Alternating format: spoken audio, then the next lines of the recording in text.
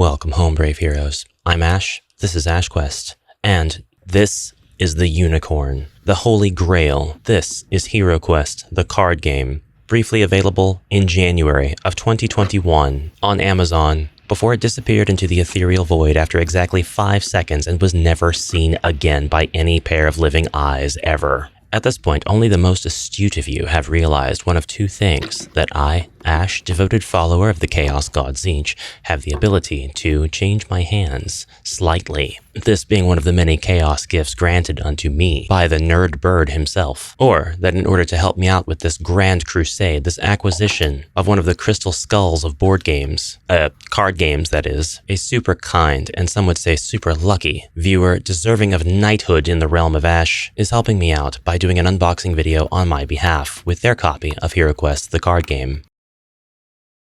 A huge thank you and shout out to Gravendal Games for providing this footage, not to mention this set of spare hands. In HeroQuest, the card game, players try to make it out of the dungeon together, exposing the dungeon exit, defeating Zargon by depleting the dungeon deck, fighting monsters, searching for treasure, and trying to not die by incurring 4 wounds. If any one hero sustains 4 body points worth of damage, the game is over. It's a pretty fast-paced experience for 2 to 4 players. Do you hear them, Clarice? Do you hear the punching of the tiles? These are some of the most expensive tiles that have ever been punched. Each player chooses a hero, chooses which side of the double-sided hero champion tile they would prefer. Mechanically, both sides have the exact same stats, they just have a different picture to represent the hero, so they have different genders. And then gameplay is basically one of 3 actions: attack a threat on the dungeon floor, attempt to heal a wound, or search for treasure. The 9 included combat dice, if you can call them that, are completely blank, and the game comes with a sheet of stickers that you can use to affix to the combat dice, building out their faces. I do not know why they did this. Besides that, gameplay is fairly straightforward, pretty simple to learn, and I'm told it is pretty much a clone of the game Grizzled, which itself seems to be kind of popular and has a number of expansions. So if you'd like to vicariously play this game, you can pick up a copy of Grizzled and just play through that, imagining what it would have been like if this had actually sold as a retail product. As you can see here, the sticker sheet reveals the die configurations are the exact same as standard HeroQuest. So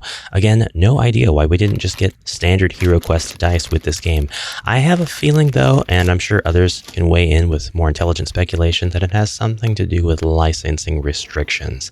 And that might be related also to why this game is not available in retail. Let's look through the deck now. We've got our turn order cards, which also have these handy legends on the back that tell us what the different symbols on the cards that we're going to be using mean. Play a card from your hand, take your action, and then draw a card from the dungeon deck. The amount of cards that make up the dungeon deck vary depending on how many players are playing. The more players, the more cards there will be in the dungeon deck, allowing for a slightly more challenging adventure. Most of the art used on the components throughout the game is from the 2021 HeroQuest, with very, very little original art being used here, but the art direction otherwise is just fine, with everything being very easy to read, immediately noticeable, visually parsable. There are no flaws with the art here if you are a fan of this art style. It's worth noting that there are 6 treasures in the entire deck, and they are very powerful, possibly to make up for the lack of treasures otherwise, and also amusing, if perhaps a bit predictable, that the rules are a little bit vague in places, allowing people to apply their own interpretations, which is pretty true to HeroQuest in general.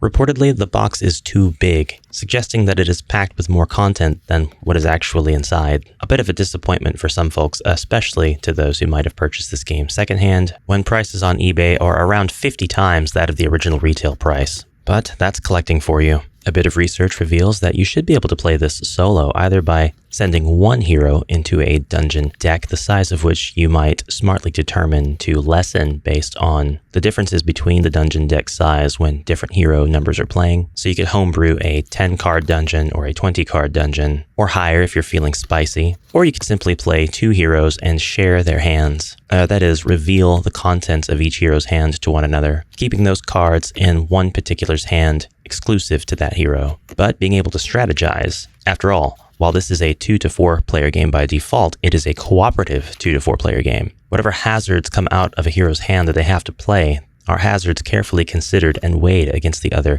cards in the hero's hand. And sometimes you play more dangerous cards with the hope of being able to clear the dangerous card with your hero action in your next phase. But this is a push your luck if you have to roll dice, because failure to clear the consequences can mean bad things for the party as a whole. I will say I, like many others, wish the game had stayed retail beyond its 5-second window when its pathetically small run was snatched up globally by those who had the fortune to click the buy now button the fastest.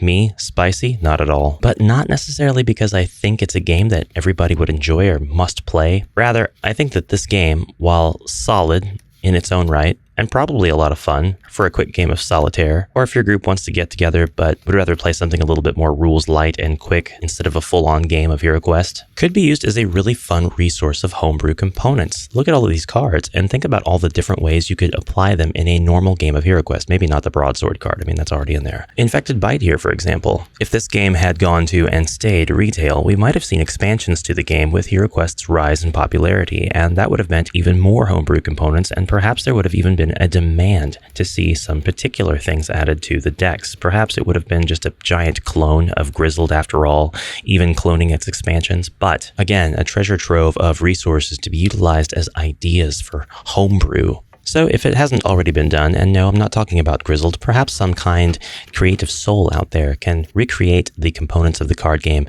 in a manner that is IP-free, non-copyright infringing, and make it accessible to the masses. And if that's been done, I'd gladly review that on the channel as well. And that's it. Thank you again, Gravendal. Until next time, brave heroes, I hope you have a fantastic rest of your day, and bye for now.